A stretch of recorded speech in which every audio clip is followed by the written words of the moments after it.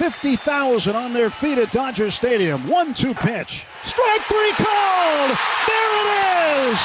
He got him with a slider! Strikeout number 3,000 for Clayton Kershaw! History at Dodger Stadium! Clayton Kershaw has cemented his legacy as one of the all-time great pitchers in the history of this game.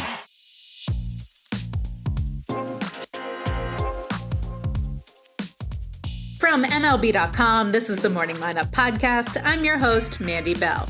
Today is Thursday, July 3rd, and if you took a break from baseball yesterday, well, you missed a good bit.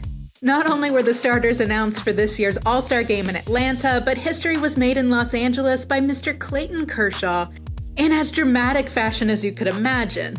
Oh, and there just so happened to be 19 games played, the most in one day since August 5th, 1979, excluding that crazy shortened 2020 season. We'll recap all the highlights from the chaotic day in under 10 minutes. Let's get to it. On any other night, Clayton Kershaw probably wouldn't have still been on the mound. But this wasn't a typical night, and Dodgers manager Dave Roberts was clear that he was going to manage this one differently. Kershaw entered this matchup with the White Sox 3 strikeouts away from the rare 3,000 strikeout milestone. Everyone in Dodger Stadium was ready to watch history, but 2 innings went by with no strikeouts and a good bit of White Sox hits. But then, a sign of hope came in the third. Swing and a miss, strike 3.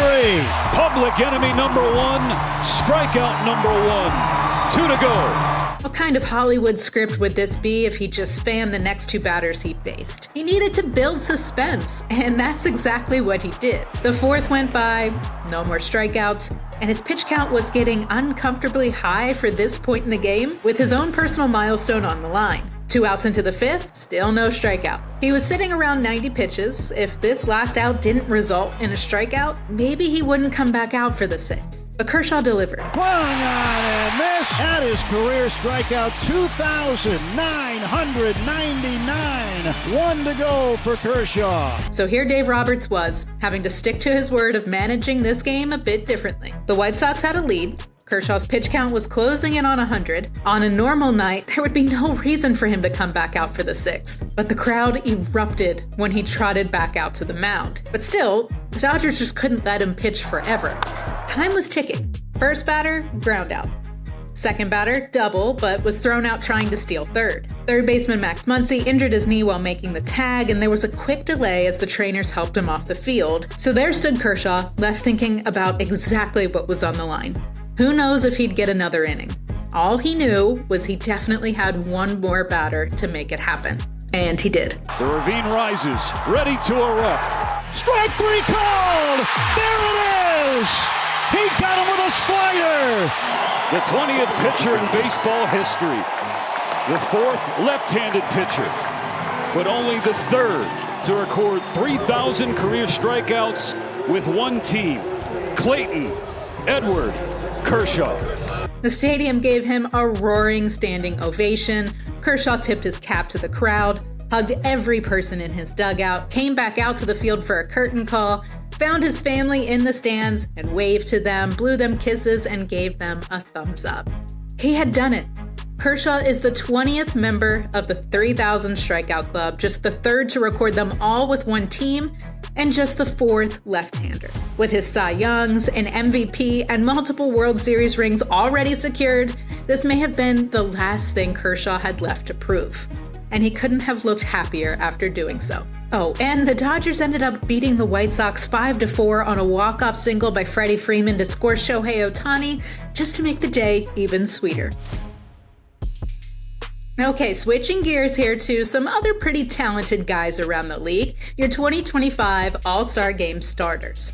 For the AL, Cal Raleigh, Vladimir Guerrero Jr., Gleyber Torres, Jose Ramirez, Jacob Wilson, Aaron Judge, Riley Green, Javier Baez, and Ryan O'Hearn. For the NL, Will Smith, Freddie Freeman, Ketel Marte, Manny Machado, Francisco Lindor, Ronald Acuna Jr., Pete Crow Armstrong, Kyle Tucker, and of course, Shohei Ohtani. So yes, there's Judge and Ohtani. There's the MLB home run leader, Cal Raleigh, or Big Dumper, getting his first AllStar nod. There's Francisco Lindor earning his first career AllStar start. But the real highlight here is Jacob Wilson. The A's shortstop was drafted just 2 years ago as the 6th overall pick. The 23-year-old has simply taken his rookie season by storm this year. Wilson is the first rookie shortstop to win a fan election, and he's just the second rookie to start at the position in All-Star history. The last was in 1960. The rest of the rosters will be announced during the MLB All-Star Selection Show on Sunday at 5 p.m. Eastern Time on ESPN. It's only fitting that the battle for the top spot in the AL East played out like a heavyweight matchup. More after the break. A share of first place in the AL East was on the line for the Blue Jays, and they certainly played like it, especially in the first inning before even recording an out. 2-0 Blue Jays, second and third now, still nobody out. And now Addison Barger, straight away, center, gone! Yep, that was 5 runs before an out was recorded, and then Davis Schneider added a 2-run homer before the inning ended. If you're Toronto at this point, you have to be feeling quite confident. But come on, this is the Yankees. This wasn't going to happen without a fight. Down 8 to start the 5th inning, New York started to chip away. 2 RBI singles and an Aaron Judge RBI double played in 3. And then Giancarlo Stanton got to enjoy his first sweet swing of the year. High drive, left center, straw back, on the track, turning, looking, see ya! Stanton's first home run of the year, and it's a big one, a 3-run shot, and the Yankees have pulled to within 2. Suddenly, in one inning, the Yankees went from being down 8 to just 2. The next inning, they cut it to 1, but Davis Schneider smacked his second homer of the night to give the Blue Jays a 2-run lead again. So, of course, it all led to Aaron Judge. Drilled to left field, there it goes! See ya! Tie ball game. The Yankees have come all the way back. His 31st blast of the year seemed to bring the momentum back in the Yankees' favor, all for it to be lost on a run-scoring wild pitch that eventually led to Toronto's 11-9 win. And now, the Blue Jays and the Yankees are tied atop the AL East. Elsewhere around baseball, the Tigers-Nationals doubleheader had a little bit of everything. The Tigers had 2 3-run homers in the first inning of the matinee, All-Star starter Riley Green had 2 jacks himself, and the Tigers crushed the Nationals 11-2. But in Game 2, the Washington offense exploded, and James Wood scored 3 times to beat Detroit 9-4. But this catch was the highlight of the entire day. Fastball driven in the air to deep center field. Back goes Jacob Young to the wall. He climbs the wall, and he caught it! Maybe his best over-the-wall play ever.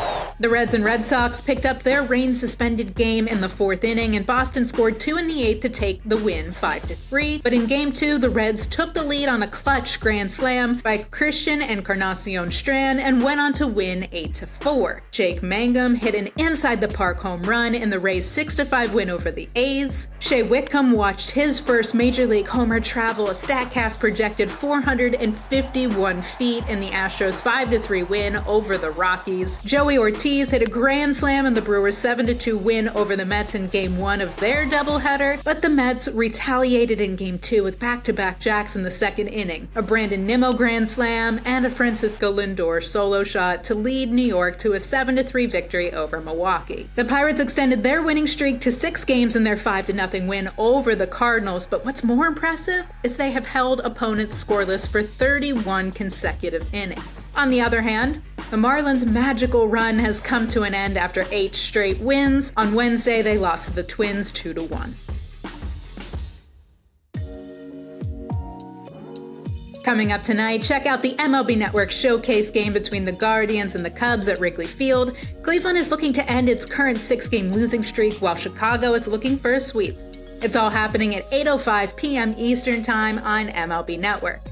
That's all for today's morning lineup. Will Leach will get you caught up to speed on all things baseball tomorrow. As always, please be sure to leave us a rating and a review and share this episode with the baseball lovers in your life. Thanks for listening and have a great day.